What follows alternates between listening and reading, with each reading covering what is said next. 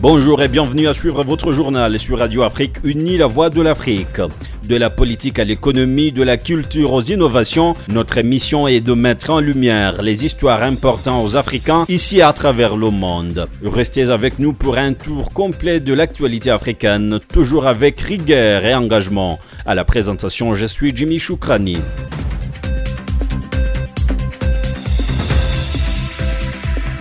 Au sommaire de ce journal, au Burundi, un violent incendie dans un dépôt de munitions de l'armée Sékou Bujumbura. Des puissantes explosions ont provoqué panique et confusion avant un retour progressif au calme. Dans la nuit, les autorités rassurent la population.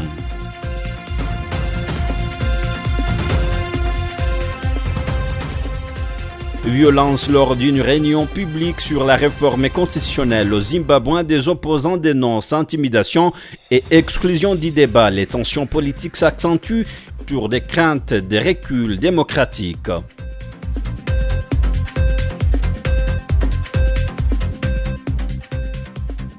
Au Rwanda, des anciens combattants FDLR formés au centre de Mutobo dans le district de Musanze ont achevé un programme de réinsertion de 3 mois, marquant une étape clé vers le retour à la vie civile. Et c'est tout pour les sommaires. Bienvenue dans les détails de ce journal à suivre sur notre chaîne YouTube Afrique Unie Français.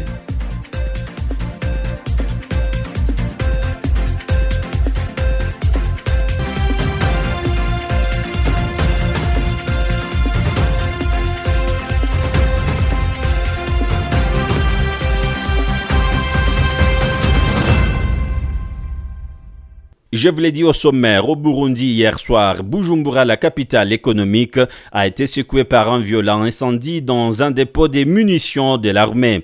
Des puissantes explosions ont retenti dans plusieurs quartiers, provoquant panique et confusion avant le retour progressif au calme dans la nuit. Les précisions d'Antedi Achille depuis Bujumbura. À ce stade, aucun bilan officiel précis n'a été communiqué. Les médias rapportent surtout la fuite de familles et le déplacement temporaire d'enfants séparés de leur famille, tandis que le nombre de victimes reste incertain. L'incendie s'est déclaré dans le camp militaire de Musaga au sud de la capitale économique Bujumbura, atteignant un stock de munitions et provoquant des explosions à chaîne. Selon les autorités, il s'agissait d'un accident causé par un court-circuit électrique. Le général de brigade Baratouza Gaspard, porte-parole de la force de défense nationale, a tenu à rassurer la population. Un court-circuit a déclenché un incendie dans un magasin d'armement, provoqua de lourdes explosions. Il ne s'agit en aucun cas d'une attaque. Que tout le monde reste tranquille. Les détonations ont été entendues dans plusieurs quartiers de Bujumbura et des débris ont été signalés dans des zones résidentielles, alimentant rumeurs et inquiétudes sur les réseaux sociaux. Comme il y a une bombe qui est tombée dans la parcelle, les travailleurs ont fui et la maison a été endommagée au niveau du plafond. Et après la calmie, on est rentré, on a les ampoules brisées. Et puis on a fait le nettoyage et après le nettoyage, on a passé la nuit ici. C'est le matin qu'on a vu qu'il y a une bombe qui n'a pas éclaté, qui était dans le jardin. Et on a parlé ça aux agents de la sécurité, ils sont venus et ils ont enlevé la bombe. Pour le moment, on dirait que ça va. L'incendie a été vite maîtrisé au cours de la nuit et le président de la République a lui-même appelé au calme via son compte X. Le bilan humain toujours pas précis, mais des morts ont été enregistrés et plusieurs blessés liés aux débris et des familles séparées. Les pertes matérielles sont importantes pour l'armée et plusieurs infrastructures ont été endommagées. Un incident qui soulève des interrogations sur l'organisation de la sécurité au sein des forces armées. Antedi Achille depuis Bujumbura pour Afrique Unie Radio. Au Rwanda, des anciens combattants FDLR ont achevé une formation de 3 mois au centre de Mutobo dans les districts de Musanze au nord du pays. La clôture de cette formation a été marquée par une cérémonie officielle des remises de certificats symbolisant leur réintégration dans la vie civile. Les participants ont été appelés à cohabiter pacifiquement avec les autres citoyens et à rejeter toute idéologie génocidaire. Ils se disent désormais prêts à contribuer au développement du pays. Reportage signé Bénigne Mugisha depuis Kigali. 214 anciens combattants ont achevé une formation de 3 mois au centre de formation de Mutobo, situé dans les districts de Musanze, dans la province du nord du Rwanda. Anastase Makuza alias Mbaga, ancien responsable des communications militaires des FDLR, confie que ces enseignements ont profondément transformé, le libérant de l'idéologie du génocide et lui apprenant à vivre en bonne entente avec les autres tout en envisageant un avenir avec confiance. Parmi les participants, Moujaouez Florence témoigne avoir découvert la réalité de son pays. Le pasteur Nyonzima Jean Damascène, ancien responsable du renseignement au sein des FDLR, a lui aussi suivi la formation de Mutobo. Il explique que les cours leur ont appris à vivre avec la population, adopter un comportement respectueux et développer des activités pour sortir de la pauvreté. Le gouverneur de la province du Nord, Mugabo Wagahunde Maurice, a de son côté appelé les bénéficiaires à réintégrer la société rwandaise sans division, à rejeter toute idéologie du génocide et à entretenir de bonnes relations avec des communautés locales. Je vous demande de bien cohabiter avec ceux que vous allez retrouver, car eux aussi sont prêts à vous accueillir. Évitez les divisions et idéologies du génocide et engagez-vous fermement à promouvoir l'unité et la résilience des Rwandais. Le vice-porte-parole du gouvernement du Rwanda, Uwera Jean Maurice, rappelle que l'accueil de ces anciens combattants illustre la volonté de l'État de résoudre un problème vieux de 30 ans, celui des ex-combattants dans les forêts du Congo. Ce qui leur manquait en priorité, ils l'ont désormais, la paix, un pays qui les aime et qui leur prépare un avenir meilleur. Cela démontre la détermination de l'État rwandais à résoudre un problème vieux de plus de 30 ans lié aux anciens combattants encore influencés par la discrimination et les divisions. Cette cohorte, la 76e du centre, se compose par 214 participants, dont 178 ex-combattants et 36 civils. Depuis Kigali, Bénigne Mugisha, Afrique Unie Radio. Poursuivons ce journal. En Zambie, des violences ont éclaté lors d'une réunion publique organisée pour consulter les citoyens sur un projet de réforme constitutionnelle. Selon plusieurs témoins, des opposants au texte ont été empêchés de s'exprimer dans un climat d'intimidation qui a fortement perturbé les échanges. L'opposition accuse le pouvoir du président Emmerson Mnangagwa de vouloir affaiblir les acquis démocratiques de la Constitution de 2013, notamment en allongeant la durée du mandat présidentiel et en renforçant les prérogatives du chef de l'État. Elle dénonce également l'absence de transparence et réclame la tenue d'un référendum. De leur côté, certains participants estiment que les violences traduisent une marginalisation des voix dissidentes. Dans un contexte politique déjà tendu, ces incidents ravivent les inquiétudes sur l'inclusivité et la crédibilité du processus de réforme au Zimbabwe.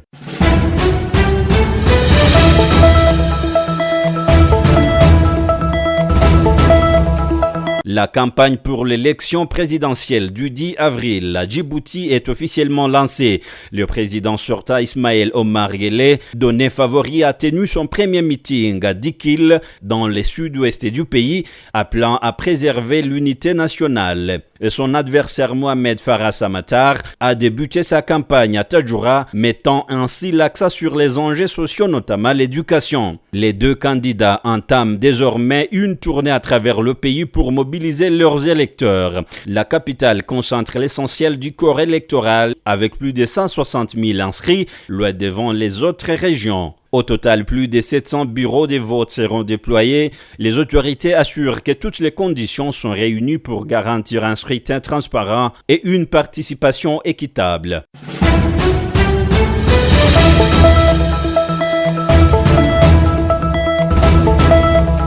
En Côte d'Ivoire, une nouvelle opération de rapatriement des migrants ivoiriens en provenance du Niger a été menée, marquant la poursuite des retours volontaires en 2026. Au total, 100 et des ressortissants ont regagné Abidjan après l'échec de leur projet migratoire. L'opération a été conduite par les autorités ivoiriennes en collaboration avec l'Organisation internationale de migration OIM. Il s'agit de la 5e cohorte rapatriée depuis le début de l'année, après un précédent retour de 150 personnes le 9 mars dernier. Selon les autorités, ce rapatriement fait suite à des appels à l'aide des migrants en difficulté. La Direction générale des Ivoiriens de l'extérieur a ainsi activé un dispositif de retour volontaire avec l'appui de ses partenaires. Ces opérations s'inscrivent dans un contexte de multiplication des tentatives de migratoires irrégulières dans la région. À leur arrivée, les migrants bénéficient d'un dispositif d'accueil et réinsertion mis en place par l'État ivoirien. Une prise en charge temporaire leur est offerte avant le retour dans leur famille. Toutefois, la réintégration reste difficile pour certains confrontés à des formes de stigmatisation au sein de leur communauté après l'échec de leur projet migratoire.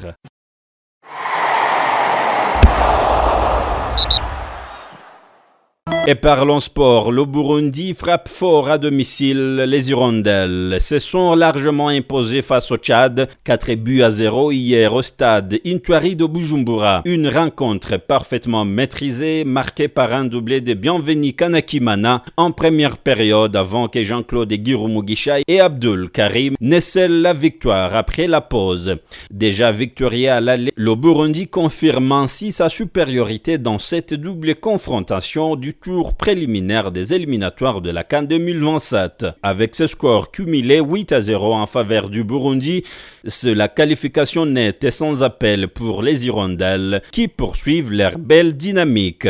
Toujours un sport après 52 ans d'absence en Coupe du Monde, l'équipe nationale de la République démocratique du Congo a enfin décroché son billet pour cette prestigieuse compétition mondiale. Les Léopards se sont imposés sur un score de 1-0 face aux Reggae Boys de la Jamaïque dans la nuit du 31 mars au 1er avril 2026 au Mexique. À Goma, à l'est du pays, cette qualification historique suscite une vive émotion. Des détails dans ce reportage signé Keza Deborah. Pour de nombreux habitants de Goma, à l'est de la RDC interrogés, il s'agit d'un rêve devenu réalité plus d'un demi-siècle après la dernière participation du pays.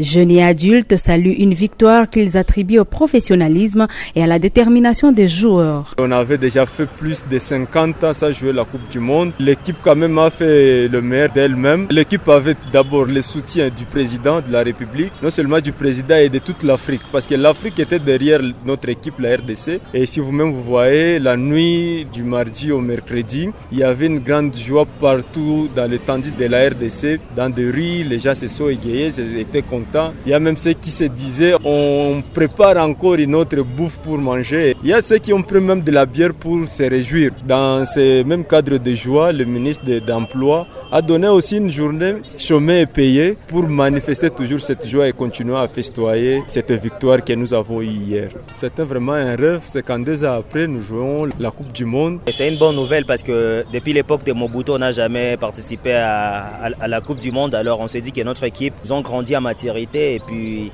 on espère que demain après-demain, ils vont faire de très bons progrès et peut-être que pourquoi pas ne pas apporter la Coupe du Monde ici au pays. D'autres Congolais estiment toutefois que le plus dur reste à venir.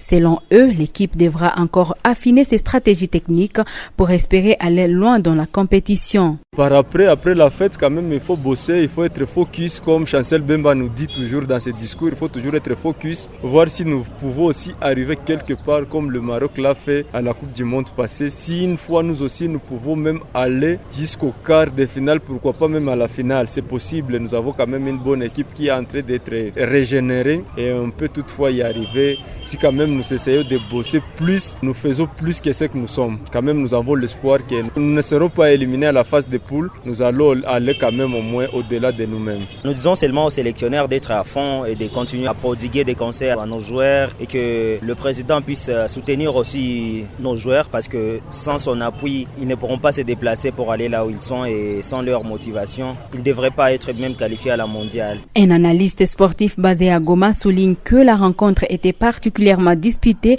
mais que le choix tactique judicieux du staff technique ont fait la différence. Pour Deogracias Akilimali, cette qualification marque le début d'une nouvelle ère pour le football congolais. Après 100 bonnes minutes de la rencontre, une marque qui arrive sur la tête exceptionnelle de messieurs Axel Twazembe et ça donne une délivrance côté RDC. Alors c'était un match tellement difficile, c'est toute la République qui comptait à ces joueurs-là et heureusement la RDC qui arrive à faire la différence d'une manière exceptionnelle et nous sommes en train de dire courage à messieurs Sébastien de ça parce que quand on parle d'une finale et surtout de barrage, il faut la gagner pour espérer à se qualifier. Ce n'est pas la finale de la Coupe d'Afrique des Nations là où on peut perdre le match et terminer deuxième, mais quand on parle de la finale de barrage, il faut gagner son adversaire pour valider son ticket vers la qualification. Alors nous sommes très heureux parce que on dira la victoire que la RDC nous a montré hier, c'était une victoire méritée. Depuis la deuxième période, la RDC avait dominé son adversaire jusqu'à ce que le match est arrivé à la prolongation. L'adversaire n'a pas pu faire la différence face à la RDC. Courage à messieurs Sébastien Desabres qui arrive et il brise la malédiction de toute une génération en tout cas. Rappelez-vous, en 1974, année pendant laquelle la RDC avait disputé pour sa première fois la phase des groupes et c'était même la République zaïroise. Alors il fallait attendre 52 ans pour que messieurs Sébastien Desabres récupère l'équipe nationale et voilà qui arrive, qui qualifie la RDC. Rappelons qu'après cette qualification, la RDC évoluera dans le groupe K aux côtés du Portugal, de la Colombie et de l'Ouzbékistan.